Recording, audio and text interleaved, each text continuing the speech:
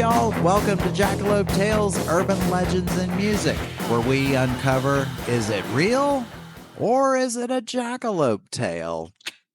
I'm your host, Charles Mooney. And I'm Lisa Umbarger. And Charles and I are the original members of the Toadies. And now we're podcasting. We are. We got things to say. So many things. So today we're going to talk about some people you might not know. Mm-hmm. It's two women who influenced some pretty important songs, musicians, and actually affected the life of at least one person. Yeah. Oh, yeah. So it's going to be an interesting one. Yeah. Because we're going to enlighten some people today. Right. I know I was. I mean, I think it's really cool to see what the muse is for a song. Yeah. To peel back the curtains and go, okay, what made you think of this song? Right. What made you write that? Who influenced you? Oh, I know. A lot of artists don't really ever say what the influence was. It's just something personal. Right. But then it's like, well, now it all makes sense. Right. A little insight into the psyche of the writer. Right. I think pretty much every Toadies song is about someone. True. Yeah. Yeah. And we're not going to name names and say, well, I mean, Mr. Love is a hilarious one. Yes. Because there was a band, Pop Poppins. Mm-hmm. And William P. Love. Uh-huh. He was the inspiration for that one. Right.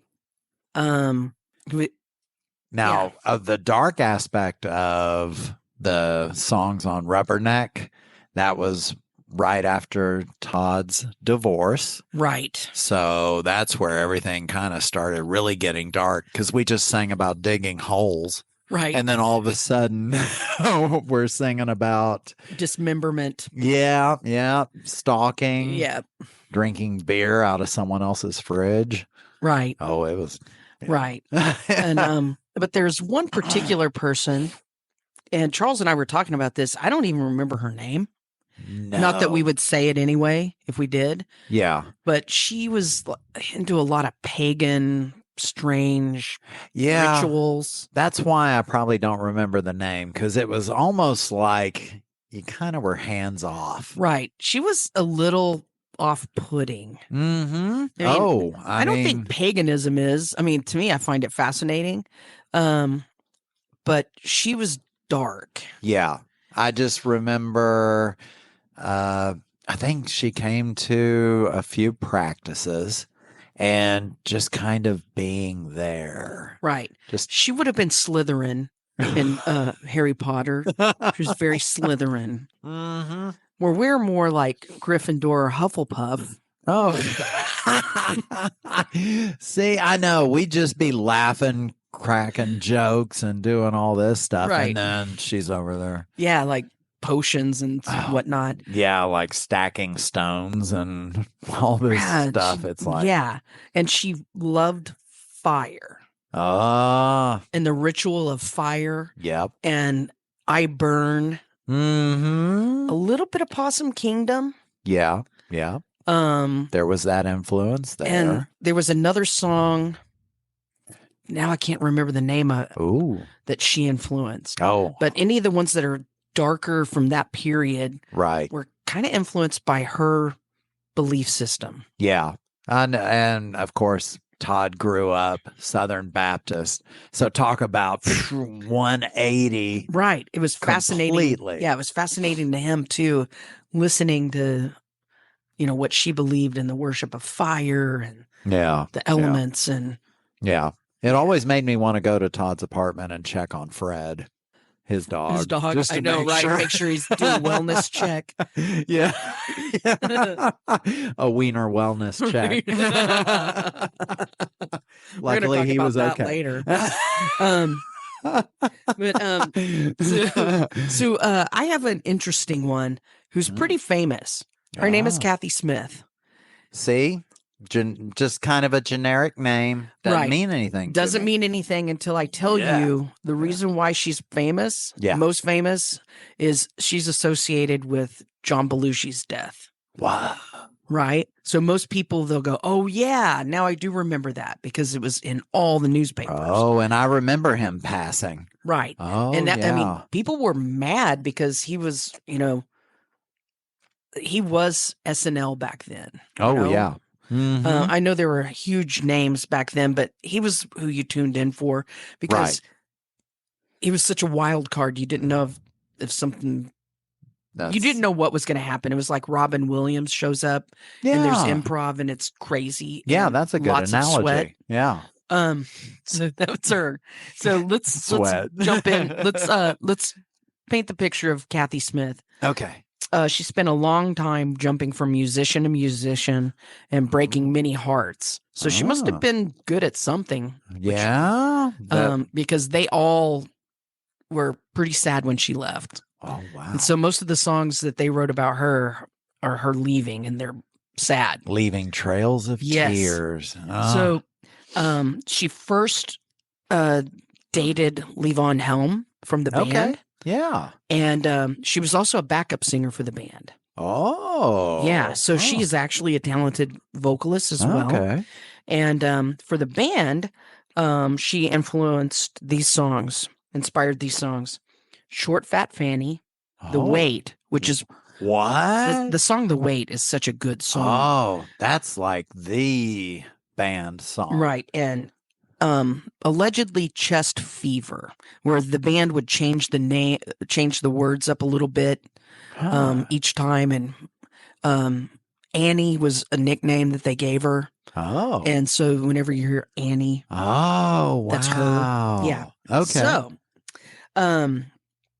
anyway, so she left Levon and moved on to inspire one of my favorite Gordon Lightfoot songs, Sundown. Do you know that song? I love that song. Such a good song. Oh, it just has so much emotion reeking out of it. Right. Yeah. But then I read the words. I mean, I would always sing the words, but then I read the words and it really sunk in what the song's about. And it's kind of hardcore, man. Wow. He was going through some stuff. Isn't it like creeping down my back stair or something? Yeah. And it's kind of like Possum or Right. I always Tyler. thought it was kind of like a dude fight in my head. Okay, yeah. Yeah. But, Gordon Lightfoot and Kathy had a very complicated, violent relationship where it got physical. He allegedly broke her jaw at one time. So they were they were very physical. Wow. And you know, I hate to think that about him because his songs seem so opposite that. Right. To me. And until I read the words of Sundown back and I was like, oh, fuck, he really is that guy. Anyway, yeah. So Lightfoot says that he wrote the song while Smith was out at a bar and he was wondering what she was up to. Huh. Yeah, he was worried. Well, she sounds like she gets around anyway a little bit. Okay. And he didn't trust her. She was at the bar and he wrote Sundown. These musicians really did get sucked in by her. Right? God. Cut it loose. Let's go. Yeah. So after leaving Gordon, she moved to California where she allegedly became a drug dealer to the stars. Most famously, the Rolling Stones. Oh, really? Right. Okay. And she would hang out at all of the Hollywood parties and be the person who delivered the drugs. But she also did some backing vocals for, do you remember, what is it? Hoyt Axton. Do you remember that guy? I know the name. He was an actor. But he also was a singer and he wrote a bunch of songs. Oh. So he wrote Joy to the World. Oh, well, okay. Right? Yeah. Everyone knows that song. Joy to the fishies in the deep blue sea. Yes. Okay, yeah. So she was backing vocals for him when he did live shows and records and stuff. So she was still, dipping her toe in the music world, but she was mostly full-time drug dealer back then. Wow. So singing was her side deal. Yes. Yeah, singing was a side gig back then. Wow. And I'm sure she was doing pretty good with the drug hustle in LA at the time. Oh. The 70s. So prevalent. Holy cow, man. Oh, yeah. Yeah. So the Rolling Stones introduced, actually, I take that back. It was the band. The band played SNL. Okay. And I guess she was still on good terms with the band because she showed up while they were recording SNL, Right. and they introduced her to John Belushi. Whoa! And she became John Belushi's drug dealer. Oh, okay. Got it. And so he showed up in LA. She actually is the one who shot him up. Oh, no. With the really? drugs. Right. Oh, damn. Yeah. So, yeah, it was a crazy cocktail of cocaine and heroin. Yeah. Oh. And on March 1982, John Belushi passed away. Wow. And she was very, very adamant about it and honest and forthcoming, going, I did it. And I don't know why she would do that. She was like, I don't know if it's ego or guilt or whatever, but she told all the tabloids and news and everyone, she's like, yeah, I shot him up. Wow. And I'm the one who delivered the blow. Wow. Did they prosecute her? Yes. Okay. Yes, they did.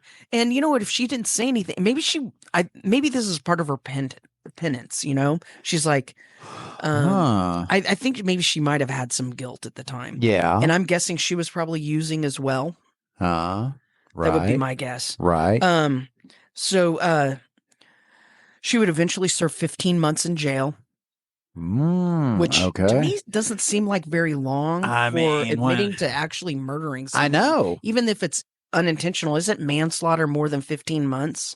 Oh, gosh, yeah. That's what I thought. Yeah. So I'm not sure what the charges were, but I remember that on all the news shows, they were covering her trial. Do you remember this? They had pictures of her sitting at the table during her sentencing. Right. And there were reporters out talking about, whatever evidence was delivered. Yeah. Because it was, a huge star at the time. Right. That was taken. So it was pretty much tabloid fodder at the time. Do you remember that at all? Vaguely, I do. You would think they'd have been, just because it was John Belushi, you'd think they'd be way more severe than 15 months. Yeah, that's what I would think too. So I'm not sure how that sentence. Yeah, 15 about, months is jaywalking. I know, right? Not for I got caught with a joint in my ashtray. So she served 15 months. Yeah. And when she was released in 1988, she was deported back to Canada, and she basically wandered off into obscurity. She passed away 2018, I believe. And it was big news then. And, the reoccurring news story of this is the person who was sentenced for them. To be known as the one that OD'd John Belushi. But she was super, super quiet. And as far as I know, never went back into music, just kind of faded away into obscurity. Wow. Dang. That's wild. Man. Well, see, I know it's sad you're known for killing such a great comic. I know, right? And it's like, that's what I'm known for. And destroying poor Gordon Lightfoot's heart. Oh, God.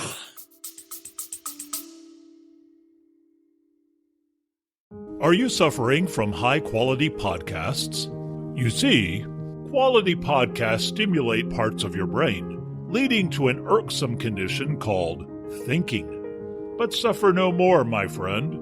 Introducing Discount Storytime's blend of fictional nonsense and rancid gibberish to provide soothing relief. Try Discount Storytime today. Available on most podcast catchers and at discountstorytime.com. Consult your healthcare provider before listening to Discount Storytime. Not intended to treat unicyclitis, pickleball liver, or jittering expectations.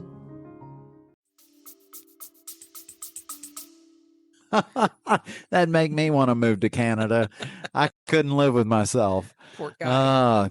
Now, the one I'm talking about, it's a lady named Cynthia Albritton.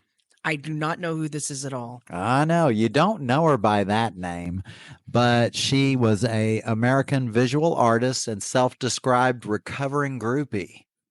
So, Covering groupie. yeah, because when she was young and getting up in her teenage years and things, it was late 60s, so free love, all that stuff, and she just got into that, and she was heavily influenced by music. Okay. She just it was like us. I mean, I've had music in my life forever. And all the good bands were touring. Oh, yes. Right? Yep, exactly. Now, she grew up in Chicago, and she started trying to be kind of like a groupie because she just wanted to be around the musicians who just gave her that feeling of like, oh, I love music. And so she would go to after parties and things like that. And then she realized that there are so many groupies out there. And as she would say, so many that looked better than her. She needed an edge. Okay. Yeah. I'm scared to say what. Well, what is it? when she was going to college, and she is an art student. Okay. And the teacher gave them a assignment. When he gave the assignment, it was to plaster cast something solid that could retain its shape. And so she came up with the idea of casting erect male dicks, which would then go limp and exit the mold.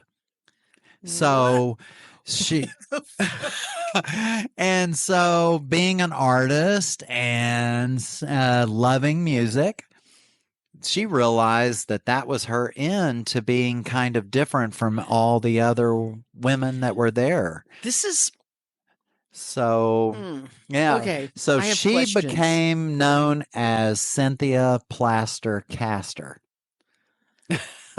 And it was a project because Cynthia discovered a dental mold making substance called alginate. Yep. That worked the best. She tested all this different stuff. She tested it on a couple male friends just to make She's sure. like, hey, can I borrow your dick for a minute? Exactly. Really? And then working on the mixture and everything like that. Do you want to be the guinea pig in this? Like, for real? I would be really nervous too. Because some kind of plasters, I don't know if you know about plaster No. mold making. Yeah. Sometimes they heat up as they cure. Oh, no. Like get really warm. So can you imagine? I don't if know. she That picked sounds one of- kind of exciting. It would melt your balls off hot. Holy Yeah, you would have hell. burns. You get your dick out and it's like got third degree burns on it. What the hell, man? Oh, hell. And it's like your dick falls into the plaster. I didn't realize there was that much risk involved. Yeah. Well, And what about if your dick can't breathe? it's like your eyeball, if it goes without moisture or air for more than 30 seconds, it dries up. Well, you can always blame the size on, I stuck it in plaster. So, does it say what her teacher thought about her project? No, they didn't really talk about that because She I'm got sure thrown out of she school? did. Yeah, right. No kidding. Well, she figured out the whole mixture thing, and she actually had assistants that went with her on these things. What? One was a plater. She was the mixer, and another girl that counted the scoops, kept the time, and would clean and fill containers. Okay, this is a way to get all your girls to come with you. Oh, So it's like, oh yeah, I gotta have my crew with me. It's like, we we're work all as a coming. team. Yeah. Oh, I'm yeah. gonna get me and my friends in backstage. Oh, come on, man. So yeah, they ended up. They would put the plaster into a martini shaker, and then What if they- they're bigger than that? well, we're about to get into Okay, that okay, here. good, that's Yeah. So just so happened that Jimi Hendrix was touring through Chicago Yeah. in 1968, and she approached him, and Jimmy became her first subject, official subject. So, Talking about starting at the top. I know, no kidding. And it's like, I mean, she was able to get there with Jimmy because she told him what she did. And Jimmy was all about He's it. like, yeah, I'll put my dick in that plaster. Yeah. Now, Cynthia has said that Hendrix was, in fact, her favorite musician to cast because he was the most laid back about the whole ordeal. I thought she was going to say because he was wiggly. Well, he was so big, they couldn't use the martini shaker. They used a vase for the casting. What the heck? And when they did it, Jimmy's pubic hair even got stuck in the mold. Okay, because that was going to be my next question for real. Yeah. And then once the mold hardened, and I mean, they said he was hard the whole time. Once it hardened, he then even began to fuck the mold.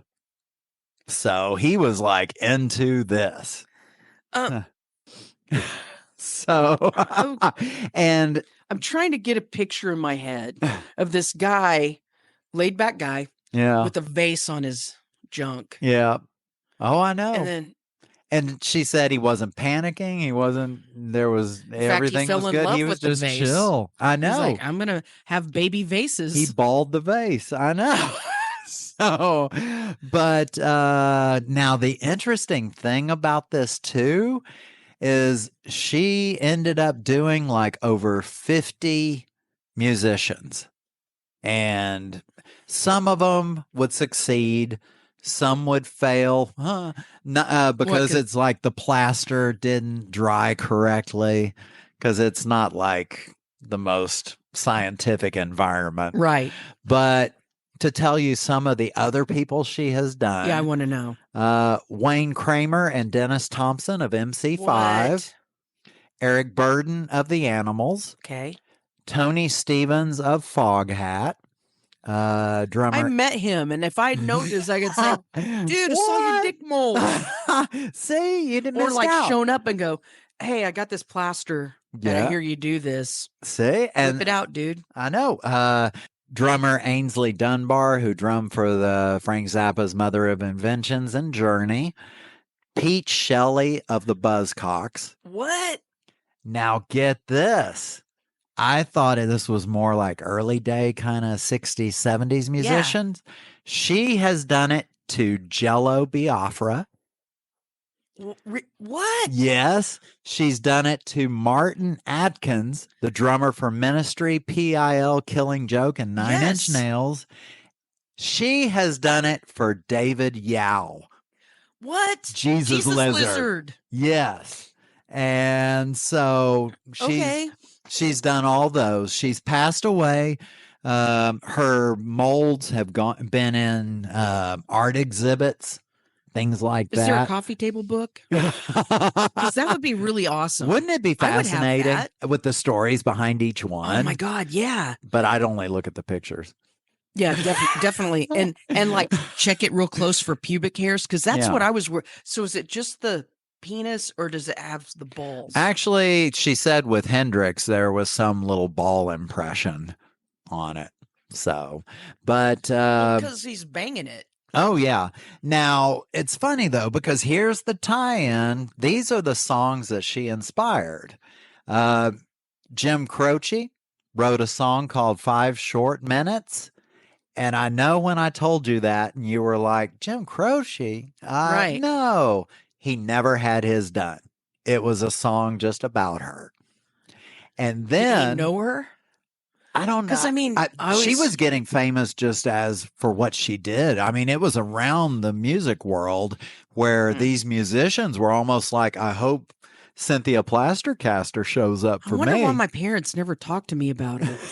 Because they always influenced my music, and they were like, hey, I have this coffee table book for you to look at, young, impressionable Lisa. Yeah. Like, they hand me this coffee table book. They hand me all these records, and I don't know anything about all the other groupies and stuff. Right. And now this is a funny one, because Kiss, Gene Simmons wrote a song called Plastercaster. And the funny thing about that one is he was never done either. I bet you he wanted to be, though. Bingo. He wrote the song because it was his attempt to be done by her. But She never did Gene Simmons because she said that she only does it with artists of the music that she likes or that really touches her. Exactly. Now, what's even funnier is Gene Simmons gets turned down, and he's a dick. I mean, he's just egotistical. She did a few interesting molds too. So did she do Ace? Because that would be hilarious. Oh, wouldn't that have been? She's like, yeah, not him, but Ace. No, she didn't do any members of Kiss. Okay, what are the But instruments? she did Doug Dillard, a banjo player from the band The Dillards. She did Fritz Richmond, the wash tub bass player with the Jim Kweskin Jug Band. What? So she started going around the state fair circuit. And this is like the epitome of a slap to Gene Simmons. Bob Barker. No. That would have been good. Ivan Karamazov, a juggler with the Flying Karamazov brothers. So Gene Simmons gets turned down and she does a fucking juggler. A juggler and a jug band and a banjo player. It's like, fuck you, Gene Simmons. That's hilarious. Yeah. So. Okay, so did you look at any pictures while you were researching this? Yes. Jimi Hendrix is very girthy. It's very big. With like a baby arm? It's a baby leg. All right, I'm gonna have to look these up now. Now Who's the tiniest? Well, here's one you got to look up because she said that she did the whole thing with Jimi Hendrix, Noel Redding, who was the bass player. He wanted it done to him next, and he did it, and his penis looks like it's curving. I don't know if he's maybe it started. I don't know if he's gonna blame it on the mold or it was cold, but it's the mold. It was a cold mold. He definitely didn't need the vase. So, oh no. But it's a weird one. The curvature is strange. So, but yeah, you can actually Google Cynthia's plaster cast and see some of them. Okay, this is going to be a weird question, but I'm going to ask it anyway because of course I'm good at that.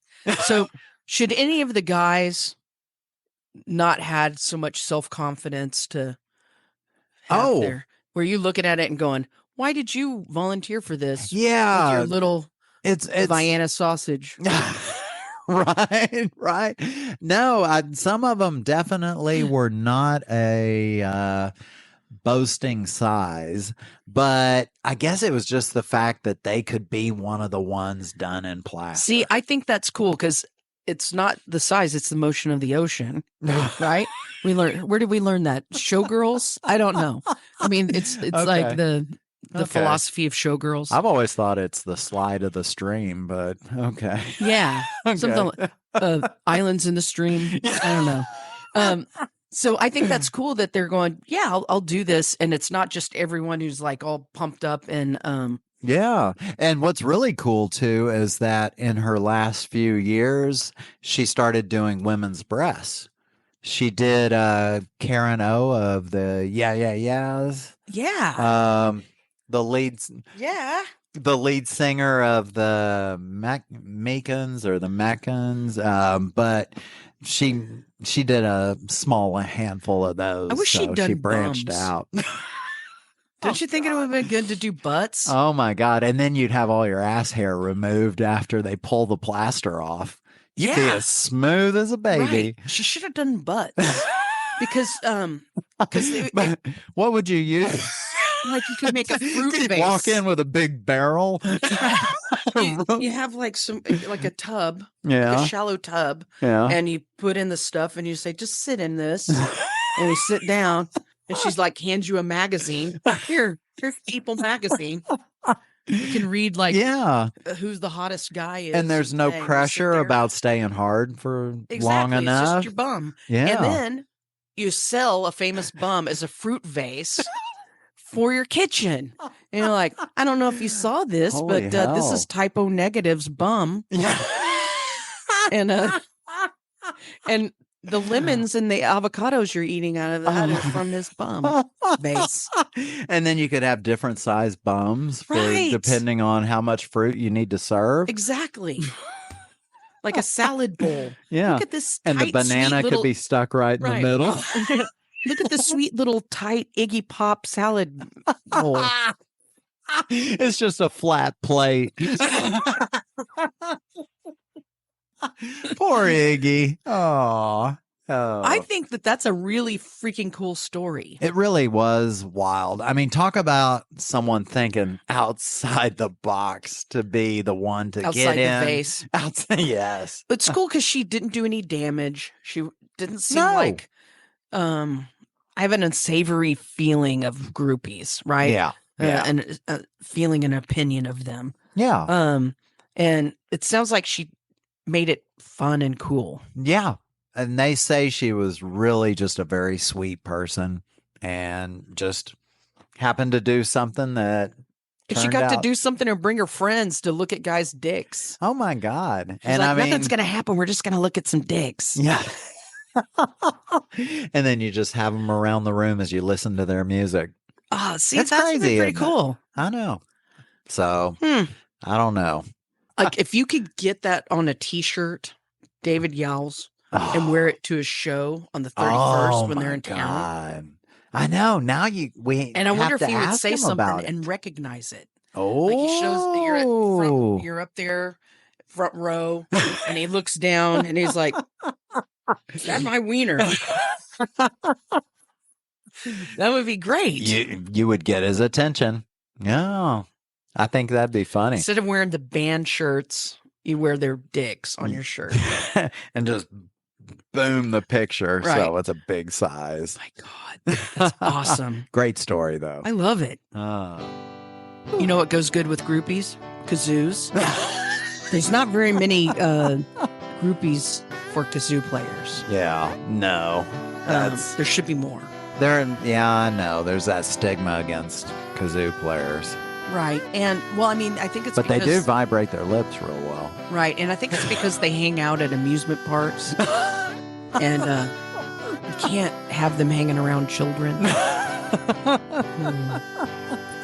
But yeah, It's a strange talent, those kazoo players. So we're at the part of the show we call the Lone Star Lone Salute. Star Salute. 1 star time. Yep, 1-star reviews of musicians, albums, venues, anything to do with music Yeah. or cross adjacent to music. People need to express their negative feelings, get it out of themselves. Yep. So this is the best outlet for them. Yep. So, Yep. Well, I have one. oh, I found a funny one. Well, it's not. Actually, it's not funny. Ha ha. It's funny. that Gordon- can be funny. Yep. Ha, ha. Okay. Gordon Lightfoot concert of Calgary. So he was in Canada, Oh. and I'm pretty sure Gordon Lightfoot's Canadian. Okay. He is very old at this time, about the end of days for him, Yeah. and he's touring. Okay. And this person who's anonymous felt kind of sorry for him. Okay. And this is what they said. Not only did we fear that Gordon Lightfoot might pass out on stage, but of course, his voice was gone for most of the time. Oh. He shared that he had almost passed out that afternoon, and he is frail, to say the least. Huh? Not only is this a huge exploitation of someone who at one time was an extraordinary talent, but very unfair to the people who paid to see a legend. Although many people seemed to be happy just to be there in the room with him, it was very disappointing and quite frankly very sad to see him trying to perform in such a weak state. Oh. We thought he might die.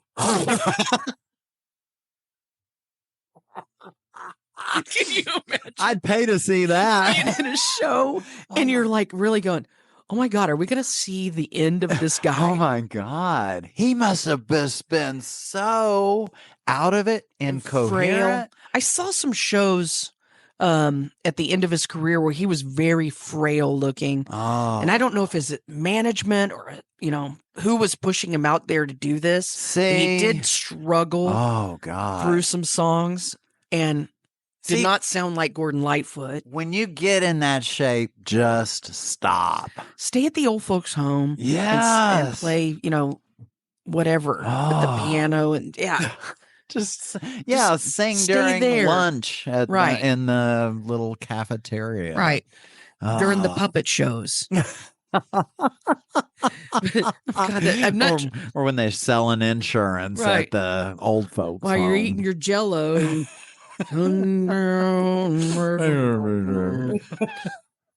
Like change the words to Jello. Jello makes me now. Anyway, what do you have? Well, I have got a review of the Kiss album, Love Gun, which was the one that had the song Plaster Caster on it. And I really liked Kiss when I was a kid. I mean, good God, I was in 1977. I was 9 years old, and it's like some fuckers that throw on makeup and breathe fire and spit blood. 9-year-olds are going to love it. And They're like the Transformers for kids now. Yeah, right? Now that I've developed music taste and I look back, it's so pathetic, some of the double entendres they would do, because Kiss was all about double entendres, about sex and the lyrics. And I think of myself being 9 going around the house singing, my baby's a 2-timer. And I mean, it's like, or Ladies' Room. Oh my God, it's like, God.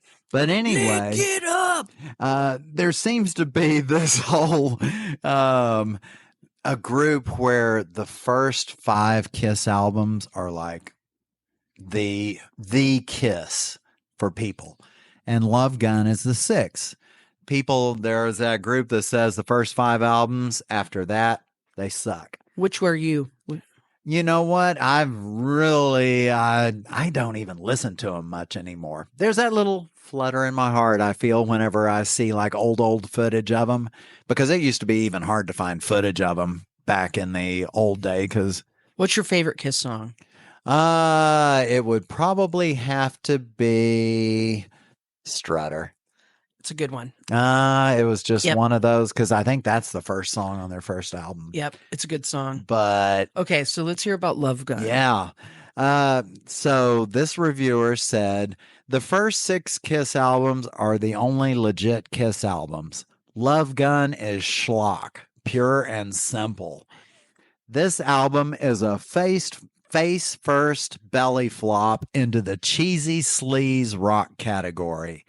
No place for hiding, baby. No place to run. You pull the trigger of my love gun. Nice. That's some rock and roll poetry for you, huh?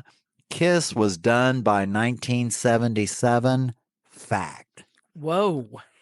And I remember the Love Gun album had a little gun, paper gun in there that you could get. Because that was another thing that was big, all the inserts and all this stuff. I thought that was the coolest part of albums. Oh, all this extras. Because, I mean, before you even listen to the album, you're like, whoa, what extra stuff did I get in here? Posters? I got an ELO album that had this, it was a paper, it was, kind of like cardstocky. Yeah. Spaceship that you could build. What? Yeah. It was freaking cool. And I thought that was the best thing ever. No joke. Yeah, and I built it. I wish I had not done anything with it, saved it. But of course, you're a kid and you're like, yeah, this is so cool. And I had an ELO like spaceship thing. Oh. But see, and then Kiss Alive 2 had tattoos, a booklet. I mean, they just threw all the shit together. And of course, it pissed me off when I first became a Kiss fan because I bought 8-track tapes. Oh, yeah. And you don't get shit with an 8-track tape. So I think I pretty much always bought the albums until I bought CDs. Oh, you lucky dog. But I got the other one that was my favorite, and I loved it. And then it disappeared because the parents took it down. Queen, bicycle race. Oh, and yes. I had it on my wall, and it was like all of these asses or bare asses in bicycle race. And it was long. It was like it unfolded out and it was long. Yeah. And it was just like this long panoramic asses on bicycles. And I thought it was the coolest poster. And I remember my dad came in and he's like, "What is that?" And I was like, "That's from the Queen album that we just bought at whatever at Albertsons." It was Jazz, the album. Jazz. Yeah, because I bought it at a grocery store. Oh, yeah. That's when they sold albums at grocery stores. And he was like, "The one we just got at Albertsons or whatever we bought it." And I was like, "Yeah." And and he was looking at it and he was like, why is it up there?" And I was like, because I like it. And he was like, and he just kind of walked out. And then I see my mom come into my room and she looks at it. My dad's behind her with his arms crossed. And she looks at it and she's like, "What is that?" I was like, "It's a poster." And next thing I know, it's gone. I got to leave to go do something. And I was like, "Hey, where's that poster?" And they're like, "I don't know." So what I'm trying to tell you is my parents were liars. Oh God! And I was like, "I know you guys took it." I don't know. I don't know what happened. It just came off the wall. I think you're making stuff up. Oh crap! But I wish I had that too. Oh my God! Dang it, man! Such a great story behind it. It was a horrible, horrible poster when I think about it in my head because it was 1970s butts. Oh yeah, or 1980 topless women riding bicycles. Like 79 or something. But it was all. I love that you just didn't even think about it and just hung it on the wall. I'm like, it's okay. It's in an album. It should be okay, right? Your room became the home of Satan. You know, like, why are you? And it was right next to like Starsky and Hutch posters, whatever. It was like asses for days. Anyway, hey, that was good. That was my happy ending. My Queen poster. Yeah, all those asses lined up. That's just the best. I mean, it wasn't a happy ending though. The poster went away. So many endings, like a whole panoramic ending. Oh Lord! This big blank space on your wall. Eric. It's HR puffin stuff. Poster in place of it. Man, it sucked. I want that now, and they don't understand when I would tell them that stuff could be worth money later with the tack prints in it. You know. Anyway, so I guess we should remind everyone you should probably do stuff that people want to write about. Yeah, do stuff out in the world. Like, I don't know. Think outside the vase. Right. Yeah. Make plaster butt things. Do butt things. Do a bunch of butt stuff. Go out in the world and do butt stuff. Store your fruit and so much butt stuff. Oh. And try and get immortalized in a song or write one better. Yourself about someone. See? Right? Yes, there you go. Freaking write some songs. You can just record it yourself, post it. There you go. Butt plaster, whatever it is that you're going to do, write a song about. Write a song about us. Do a Jackalope song. Oh, God. We want to be immortalized. Yeah, right. In that way. Write a butt poster song. Butt poster. Oh, my God. Yes. Butt imposter. I'm going to have to do that. Write song about my parents. How they broke my heart and took my poster. Freeform jazz. Anyway, so these that we talked about today are not jackalope tales. No. These are like real. These are real things well-documented we talked about. Things. Yeah. There's been all this support for it, so we can believe these. Yep. So these are tried and true. So we're going to have to ask you to go out and do some jackalope tales for us. Yeah. Make some butt plaster stuff and we'll keep hunting for stuff and let you all determine, is it real or is it a jackalope tale? Right. So thank you for listening. We really appreciate everybody. Please follow us on all the socials and follow the links in our show notes.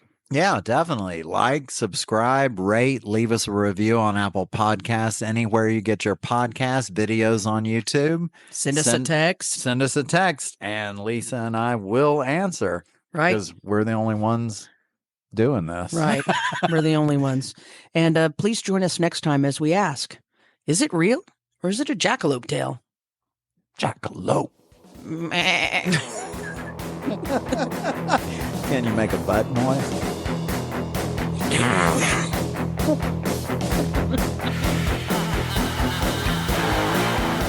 Why are butt noises always funny? It's the Wait, best. this is the best one.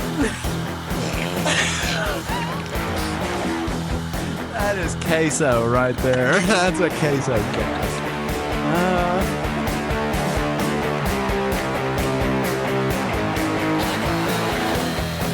Today's episode is brought to you by Vintage Alternative. Join Ryan Hamilton in a journey through alternative, grunge, and all things 90s. You can find Vintage Alternative on YouTube at Vintage Alternative.